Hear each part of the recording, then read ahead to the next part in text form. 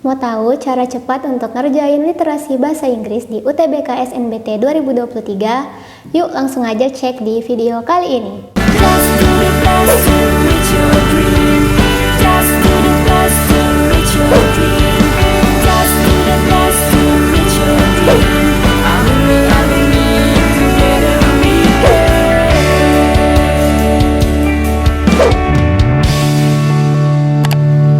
Mau belajar TPS UTBK 2023 versi kurikulum merdeka? Ikut kelas online di GP Media aja. Kamu bisa belajar 4 subtes TPS dalam 20 kali pertemuan dengan benefit ebook, 12 kali tryout, dan masih banyak benefit lainnya. Harganya 350.000 aja loh.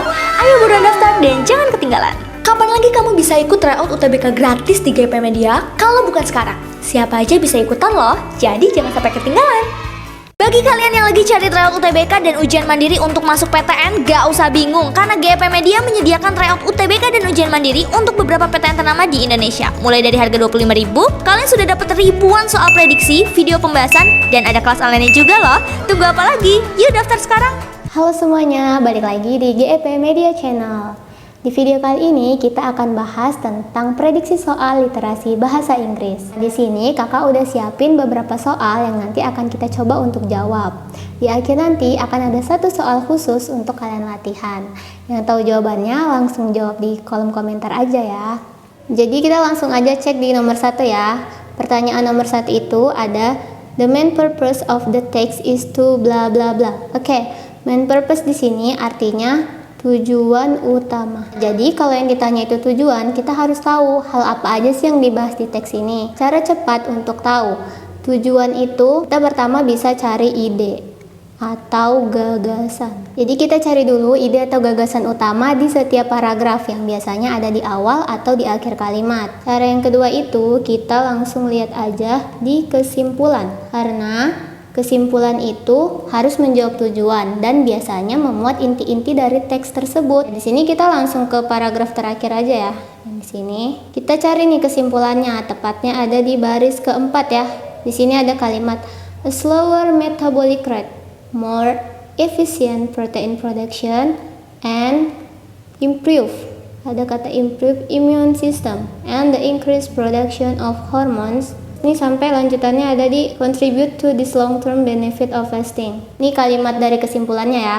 Artinya itu tingkat metabolisme yang lebih lambat, produksi protein yang lebih efisien, sistem kekebalan tubuh yang lebih baik, dan peningkatan produksi hormon berkontribusi terhadap manfaat dari puasa dalam jangka panjang. Nah, di sini intinya nih benefit of fasting, manfaat dari puasa. Nah, kalau kalian masih ragu nih, bener nggak nih intinya Kak? Kita cek lagi, kita coba cek di kalimat awal nih, paragraf pertama. Di sini ada kata the benefits of fasting. Sama ya, sama-sama ngomongin tentang manfaat puasa. Jadi bisa kita simpulkan tujuan dari teks ini adalah yang C, yaitu untuk menjelaskan manfaat dari puasa. Sekarang kita lanjut ke nomor 2. Nah, soal nomor 2 itu katanya the pronouns which. Paragraph 1, last sentence refers to. Kata ganti which pada paragraf pertama di kalimat terakhir. Nah, paragraf pertama itu yang ini ya. Kita cari dulu kalimat kata which-nya. Ini ada di kalimat terakhir. Di penggalan kata, the accumulation of which is referred to as ketosis. Jadi, nah accumulation of which ini artinya akumulasinya. Arti dari the accumulation of which is referred to as ketosis itu artinya akumulasinya disebut sebagai ketosis. Nah, katanya di sini ini diwakili oleh which. Katanya di sini menggantikan apa? Jadi kita cek lagi di kalimat sebelumnya. Di sini ada the less one eats, the more the body turns to these stored fats and creates these ketone bodies. Oke.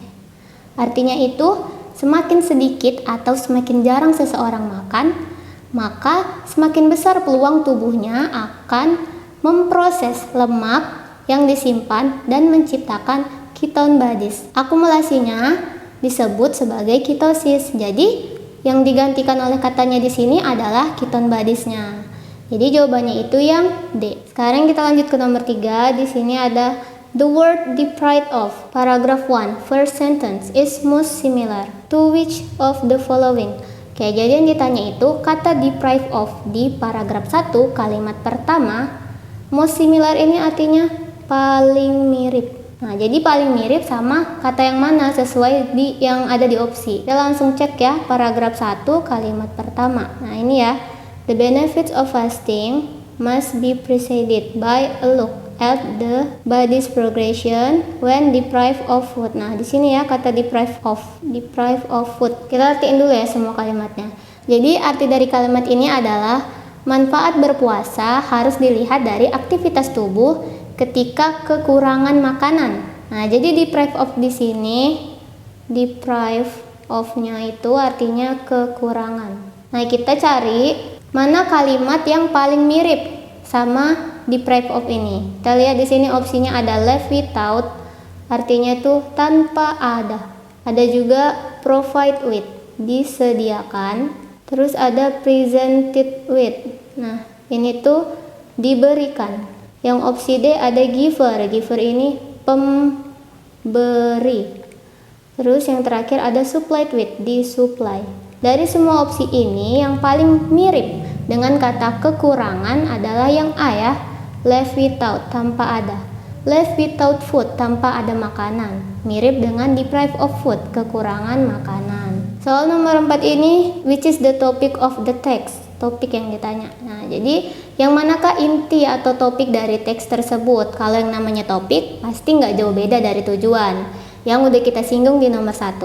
Jadi kalau tujuannya itu kan describe, menjelaskan benefits of fasting. Ya kan tadi jawabannya itu describe benefits of fasting. Jadi topiknya juga nggak bakalan jauh dari ini. Nah, kalau kita lihat di opsinya itu, yang paling tepat adalah yang D ya, the health benefits of fasting, yaitu manfaat berpuasa bagi kesehatan. Kita lanjut ke soal terakhir ya, yang nomor 5 ini. Jadi nomor 5 itu pertanyaannya, the text states all the following except. Jadi teks tersebut menyatakan semua hal berikut ini kecuali. Jadi teman-teman cek aja di setiap opsinya, dicek lagi ke teksnya yang mana yang ada kalimatnya. Kalau kalian nggak nemuin salah satu opsi di kalimat itu, nah berarti itulah jawabannya, karena yang diminta itu kecuali. Mungkin segitu aja pembahasan dari kakak di video kali ini. Semoga bisa dipahami ya penjelasan dari kakak. Semoga bermanfaat and see you to the next video. Bye.